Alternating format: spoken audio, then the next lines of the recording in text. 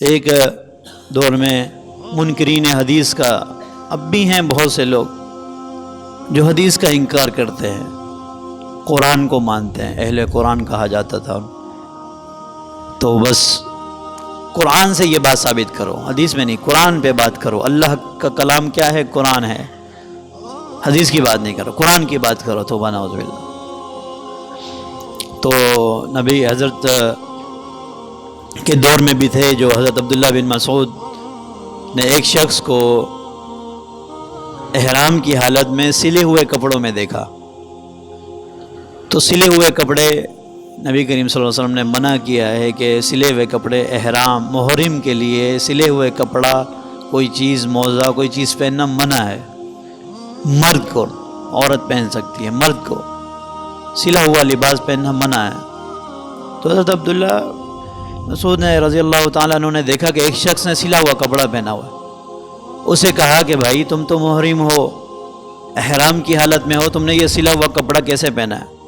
تو اس شخص نے آگے سے کہا کہ محرم کو سلا ہوا کپڑا پہننا منع ہے، قرآن میں کہاں ہے؟ دکھا دیجئے، قرآن میں دکھا دیجئے کہاں ہے؟ اگر ہے تو میں نہیں پہنوں گا۔ تو سیاق و سباق والے تھے، نبی کریم صلی اللہ علیہ وسلم کی جو تربیت یافتہ تھے، انہوں نے کہا قرآن میں ہے، کہا بتائیے کہاں ہے؟ پھر انہوں نے یہ آیات پڑھی، وما آتاکم الرسول فخذوہ وما نہاکم عنہ فانتہوا، جو اللہ کے رسول نے دیا ہے اسے پکڑو، جو منع کیا اسے چھوڑو۔ کہا اللہ کے رسول نے منع کیا، اور آگے پھر وہ حدیث پڑھ دی کہ یہ حدیث ہے کہ محرم سلا ہوا کپڑا نہیں پہن سکتا۔ تو اس طرح کی تو بہت سی چیزیں ہیں جو قرآن میں نہیں ہے۔ نماز ہے، واقیم الصلاۃ، نماز کو قائم کرو، اور اس کا طریقہ حدیث میں ہے۔ قرآن کو سمجھنا ہے تو حدیث کو سمجھنا ہوگا۔ وما ينطق عن الهوى ان هو الا وحی یوحی۔ اللہ رب العزت فرماتے ہیں کہ نبی کریم صلی اللہ علیہ وسلم اپنی طرف سے کوئی بات نہیں کرتے، جو ہم انہیں سکھاتے ہیں وہی کے ذریعے سے وہی وہ کرتے ہیں، وہی بات وہ کرتے ہیں، وہی عمل وہ کرتے ہیں، اپنی طرف سے دین میں کچھ چیز شامل نہیں کرتے۔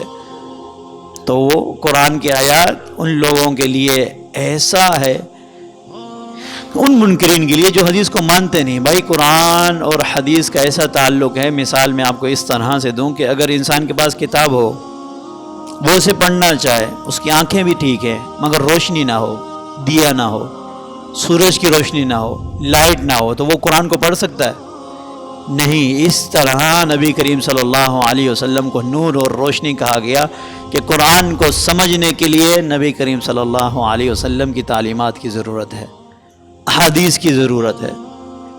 اسے پڑھنا ہے، قرآن کو سمجھنا ہے تو حدیث کو بھی سمجھنا پڑے گا، اسے بھی پڑھنا پڑے گا، دونوں کا جوڑ ہوگا تب دین آپ کا مکمل ہوگا۔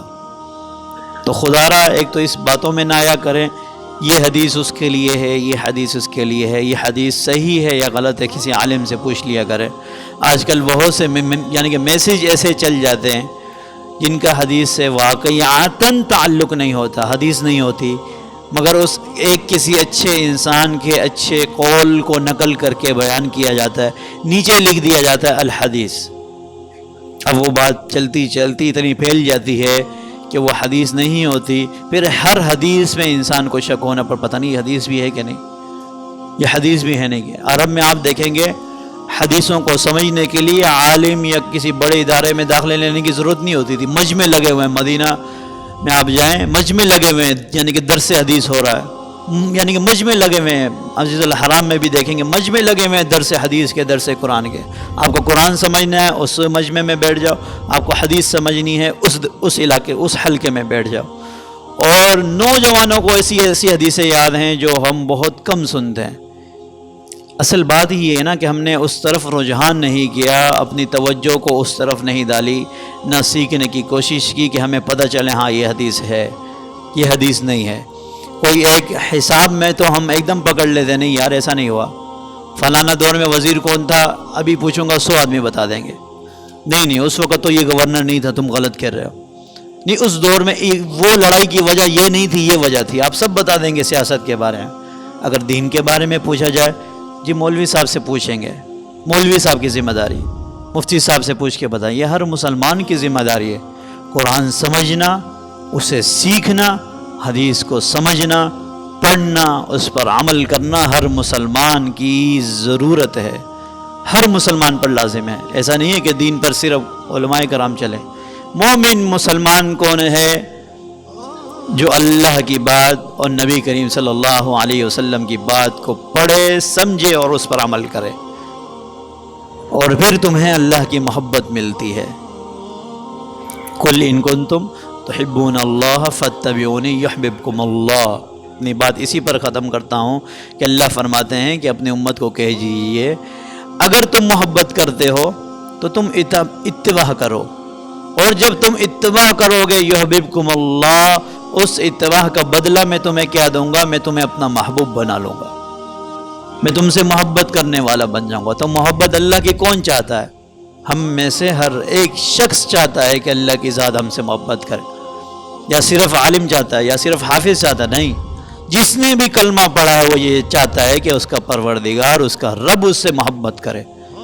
اور رب محبت کب کرے گا؟ جب آپ اطاعت کریں گے، جب اللہ کی اور اس کے بھیجے ہوئے رسول کی اطاعت کریں گے، جب اطاعت کرنے لگ جائیں گے تو اللہ کی محبت آپ کو نصیب ہو جائے گی۔ اللہ رب العزت سے دعا ہے کہ اللہ رب العزت مجھے، آپ کو، ہماری اولادوں کو، اہل محلہ کو، امت مسلمہ کو اللہ اور نبی کریم صلی اللہ علیہ وسلم کا مطیع بنائے، اور اللہ رب العزت اپنی محبتیں عطا فرمائے۔